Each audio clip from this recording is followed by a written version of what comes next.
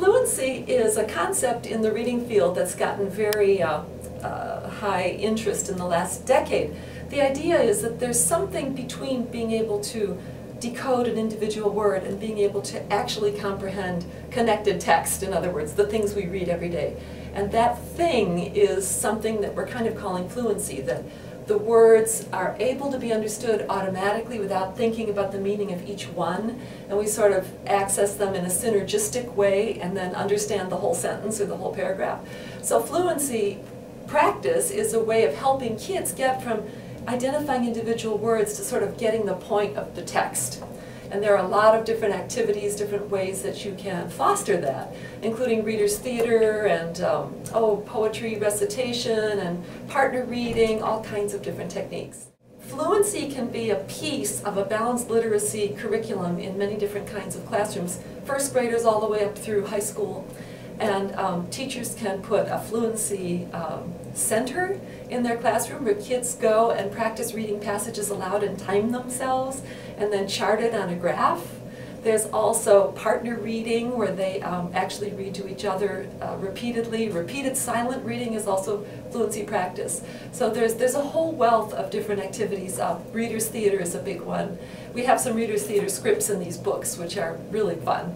It's habit formation to some extent. So it's like learning to ride a bike or play a musical instrument. You do it awkwardly for a while, then it becomes more automatic, and pretty soon you don't really have to think about it unless you hit some kind of bump and need to stop and pause and have fix-up strategy. What we can learn in the classroom for how a student reads aloud matches very closely, correlates quite highly with how the kids do on those standardized tests. The standardized tests don't have oral reading portions in them, but classroom assessments do. So you can kind of get, get a snapshot of how the student is doing and have a better idea of how they're going to do on the standardized tests. But the point is not to just do better in the standardized tests, it's to read better.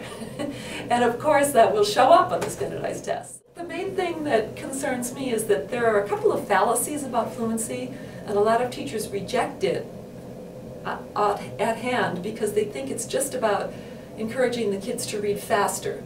And that's a fallacy, because it's not a question of reading faster overall, it's a question of children having an opportunity to look at text 2 and 3 times. It does increase their reading rate, and that's important, but the goal, of course, is not fast reading without comprehension. The goal is comprehension. So fluency is just kind of a way, it would be like practicing, with your throwing arm if you're trying to be a better baseball player or whatever, pitcher.